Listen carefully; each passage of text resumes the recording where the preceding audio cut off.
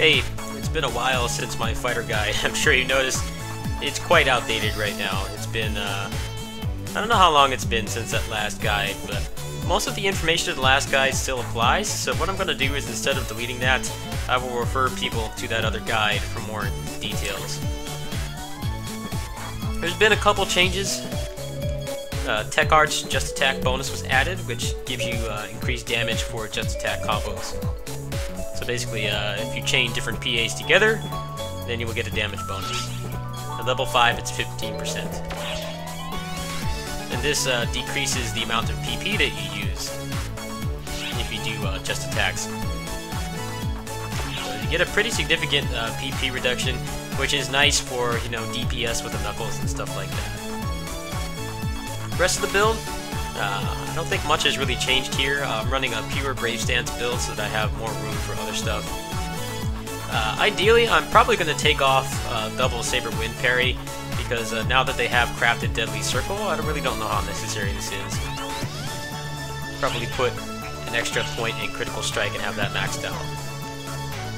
Limit Break Photon Charge, I don't believe this was there on the last guide that I did. It's nice, so when you come out of Limit Break, you're pretty much at full HP and PP. Rest of the stuff is pretty much just all the Brave Stance stuff is maxed out. PP Slayer maxed, Deadline Slayer at 3, Half-Line Slayer at 4, Crazy Heart at 5, and Crazy Beat at 5. Now my Hunter tree, I have to give you the disclaimer, it's a little bit incomplete. I believe I need to do, I think 1 or 2 more client orders for the skill points. What I'm probably going to do is I'll probably reset this tonight and take out the partisan gear, just make this a pure subclass build. But I don't think this has really changed much. 5 and J, bonus 1, all the Fury stuff is maxed, aside from Fury combo boost. Flash Guard is just for prereq, and then Massive Hunter is at 5. I have that maxed because it's actually a really good move to use, or rather, good skill to use, because it gives you hyper armor. The damage reduction is not really that important. You know how this game is. If you're playing as a tank, you're not playing properly. Your game's not really designed for you to be a tank, aside from if you're running like a Warcry build and you're playing tower defense. So I have this maxed out.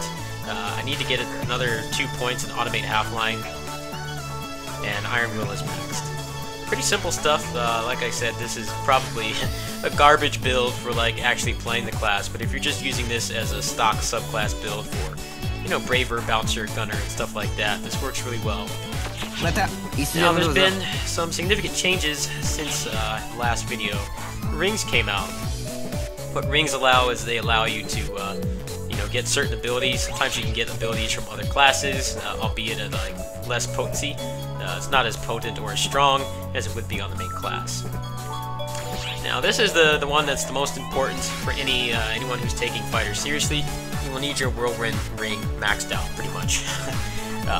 Each individual level of the Whirlwind Ring will give you 5% proc chance for the Whirlwind to come out whenever you do a move, or a PA. So basically, at level 1 you're getting 5% chance it's never going to come out. At level 20 it's 100%, so ideally you want it maxed out. And they actually just added, I think a couple weeks ago, they added the ability to buy these skill rings from the shop, so you don't actually have to do the grinding.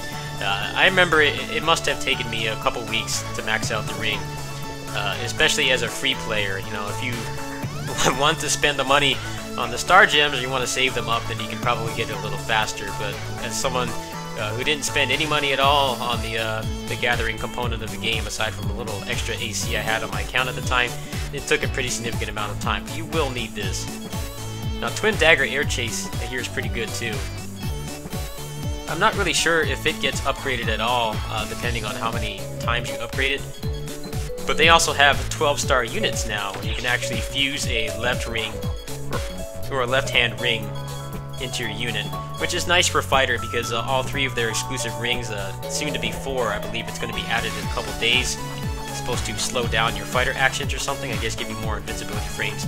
I'm not too sure on that, so I'll probably do a video on that ring when I can. So you can actually have your Twin Dagger and your Whirlwind and the Knuckle Chase if you want, or you can choose something else. Now in terms of the prices, it seems like they're pretty expensive. We'll go ahead and we'll check the market really quick. This is on ship 2, so I don't know what ship you're on, but maybe the prices will vary.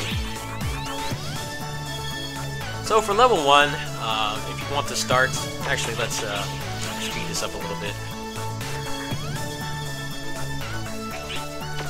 If you want to start, level 1 is honestly not very useful at all because you're only going to be proccing it 5% of the time. It's not until you get into around anywhere from 10 to 15 to 20 is when it starts proccing at, you know, somewhat reliable level. So it's about 300k on ship 2 for a level 1 ring, but it's honestly pretty useless. Right now they're going for 9 million. I really don't know how the economy is on this ship compared to the other ships right now, but it is worth it. If you have the money saved up, you can do like maybe a month of time attacks and you can get it this way.